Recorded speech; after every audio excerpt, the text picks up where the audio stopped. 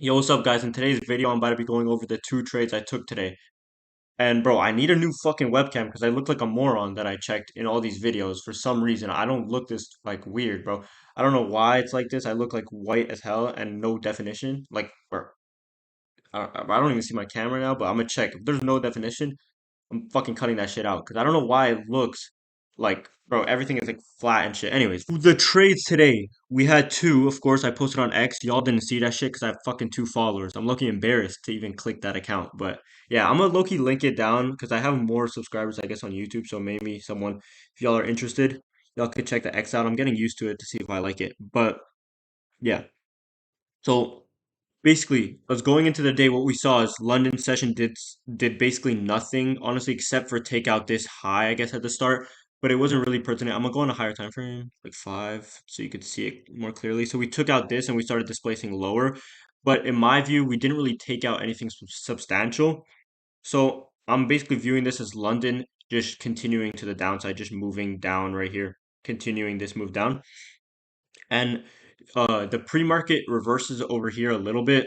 So when we get into New York session, we're all the way up here, like within the range. So now I'm looking, of course, to take out the low, like take out the next low, and the next low is super close here. So it's basically equal lows. So of course that happens within 1 second. So that I see that right away. It happens, takes out external liquidity. And then now basically what happened ended up happening on the day was a reversal, not reversal, sorry, a pullback into internal range liquidity. And that's a concept that, of course, you guys might have heard of, but that's why I based my trade off of that was external into internal range liquidity. So basically, if price happened to take out this low and reverse all the way, that would be fine because that would be a manipulation in New York session and you could take a trade to the upside. But of course, I targeted only here, and this is thankfully, it could have been a break even point over here, or it could have been my full TP, which at this case it was because it was over two risk to reward. So it was lucrative enough to take profits. But regardless, it'll probably be a partial place anyways. Once we take this liquidity, we start moving back down, and I'm gonna slow down a bit. I'm gonna explain obviously the entrance. So first presented fair value gap here. As you guys know, first presented fair value gap holds a lot of importance. So you want to see what price does. Again, we reject it off here. We inverse it and re-enter. So it could be used a lot during the day. So I would suggest you guys mark that out. And I obviously marked it out because of this indicator right here, first FEG by whoever this is. And yeah, you guys could do it manually, but I like that it stretches out through the whole day so I could see it clearly. But yeah, if you guys are wondering why this isn't a first presented fair value gap, it's because this starting candle, the fair value gap, is a 929. So yeah, all three candles have to be after 930. So yeah, in basically the only reason why I'm taking an inverse here is because we just took out liquidity. So we took out external liquidity as well as London low, and you inverse the fair value gap with displacement right away. Like I'm not gonna wait for a pullback because it might not happen. And in this case, it somewhat happened, but you wouldn't have got entered since you were probably waiting for the fair value gap and break a structure. It aligns perfectly. And yeah, you would have missed out the trade. And me as well, right? I like what why did I say that? I don't know why I said me as well. I was trying to continue it. But basically, oh yeah, sorry. Even if that happened, I would also stay in the trade because, right? Let's say you reject, go into this fair value gap that the IFVG created, and our stops would be here, so we would be safe. So that's why entering early here makes sense. The inverse of a first presented fair value gap as well as a liquidity sweep, targeting internal liquidity. So this is the first point where I feel like price could reverse if we have a bearish day today. And we end up doing that. So inverse of this, again, liquidity paired with the first presented fair value gap of the other day. I obviously didn't take a trade off this. This is not enough for me to enter a trade, right? We're fucking going up all the way. And now that I was going back on the trade, like you could have taken more setups here. This one could have been an IFVG right after liquidity sweep, IFVG over here. For me, I don't really like it that much because there's an order block over here that could have been, oh yeah, rejecting off this order block.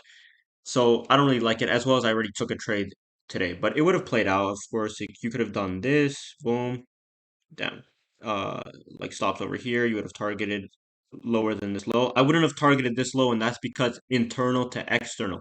This is still within the bigger picture range over here. So draw out this fucking range real quick. So boom, this is still within this range. like it's at the bottom over here. So you're not gonna go back to the low you just hit. You want to go for external range liquidity. So that's what the market is seeking right now. So don't just look at it, oh, there's a low here and a high here. You need context, right? So that would be like you would be leaving profits on the table to take just profits over here. But again, I'm a hypocrite because I do that too. And if you have a big enough risk to reward, you want to take your profits while you're there. But I would suggest partialing, maybe moving stops to break even, but at least leaving a runner because your idea is for price to go lower and you're expecting lower prices on the day basically after this happens over here. So when that happens, we inverse that. Again, like I said, you could have taken a trade. You could have taken another trade over here off it's you kind of invert like you didn't not inverse, but you kind of went to the top of this fair value gap, so maybe you wouldn't want to take this, but it's still a good trade. So again, you're within what I don't know what do they call like a market structure shift basically. You're within this. Sorry, input break structure.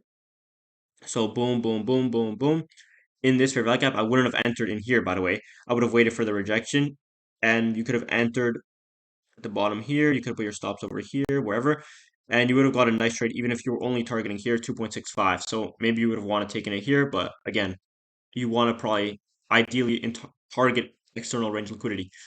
Now, what price? I'm breaking down this trade like the day of price action, like trying to do as much as I can right now. So we reject off the first presented fair value gap again. Again, why would you not enter this? Two reasons. One, not enough displacement off this rejection. You're just like starting to like go a little bit over here. Nothing, no break structure, no inverse fair value gap, nothing. But the main reason is because we already have the idea of the day after external range, internal range. We're obviously going for lower prices on this day. So once this happens, we start going lower and we inverse the first presented fair value gap. That's the first indication where I'm like, oh, yo, maybe I want to take another trade.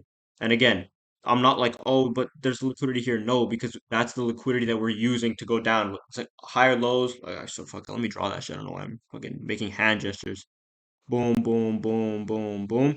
So you're not gonna fucking take profits over here. Why would you ever take profits over here if you're anticipating the move lower on the day? So yeah, that's obviously why. And yeah, basically enters into this inverse fair value gap. Sorry, inverse to fair value gap. We have another fair value gap. We enter into the inversed fair value gap, the first presented, and we enter into the newly created fair value gap. I don't enter right here. You could enter right here, of course, but your stops would probably have to be up here. But once I see a displacement or rejection from this fair value gap, that's where I enter. And now this is the most like it's the least important, but the most thought I had to put into this trading day right now. And it was the targeting of this trade right here. And that's because if you look, like I'll go on a higher time frame. Damn, bro. Um yeah. So the clean low and the most obvious one that we were looking to reach is all the way down here, and that's a 4.58. So that's for me, I don't like taking that because obviously the higher risk reward, the lower probability your trades are. Even though, yeah, this is where price probably wants to reach for. But for me, I was like not comfortable taking that big of a risk reward. But I still took a huge risk reward. This is like bigger than like basically all my trades that I take. I usually like the sweet spot is like high twos to low threes. That's where I usually find myself taking the most amount of trades. And maybe you guys could relate since you guys probably trade ICT concepts similarly to me. But yeah.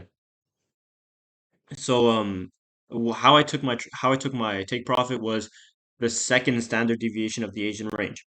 And what the Asian range standard deviations basically tell you is how overextended the day is. So if we're all the way down here, and obviously this fucking is a bad example when I'm talking about it, but usually you don't go that low. You won't really reach for the four or even lower. So it's less probability the further away from the Asian ranges, and that's what the standard deviation indicates. And again, when people do fibs, it's like basically the same logic, like how far away from the pullback are you gonna go, or from the range, my bad. But yeah, so two standard deviations. It was not like my favorite target. Again, you could have targeted lower, made more. You could have targeted less for some reason. Let's say you wanted a fixed risk to reward. You could have done that. You could have got a three, let's say, or 2.5 or two, whatever you would want to take. But for me, that's what I did. Obviously, it's a 1 minute chart, so I'm executing pretty fast, so that's the trade I wanted to take. But yeah, again, you could have also did this. I don't know. I'm just putting out some sauce right now. I don't know why. Damn. Let me. You could have drew it from this because you can't really draw it from the pullback you took because again, that was a pretty shallow one. So you would have a lot of it would be too much numbers down here, too many negatives to where you would want to take a trade, right? It's like not enough like clarity. But in this case, it's not that bad. So obviously we're doing this range, this pullback over here, and you could have targeted -2, let's say, would have been a three, -1.5, 2.2. So that would be pretty solid. But yeah, again, I already explained why I took the way I take it. Wow, damn, bro. I feel like at the end of the videos I start selling, and then I'm thinking, should I re-record this video? But bro, I'm not gonna do all that.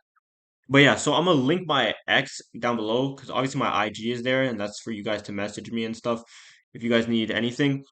But yeah, now my X is gonna be there if you guys want to like see more of my tweets. I'm gonna try to tweet more often because bro, making a whole YouTube video isn't like bro, it takes more time when I'm busy and shit. So yeah, I'm gonna try to tweet more and shit. I don't know, build a community, you know what I'm saying? But yeah, if you guys enjoyed this really in-depth trade breakdown, um, just let me know down below. I mean, sub if you want to see more of this, and give me suggestions because, bro, I need more suggestions for YouTube videos you guys want to see, bro. I don't know what you guys are struggling with, so let me know. Anyways, I'm gonna see you boys later. I'm gonna get a fucking new camera for this shit soon, for sure. I don't want to use this stupid ass laptop webcam. But I'm gonna see you guys later. Peace, boys.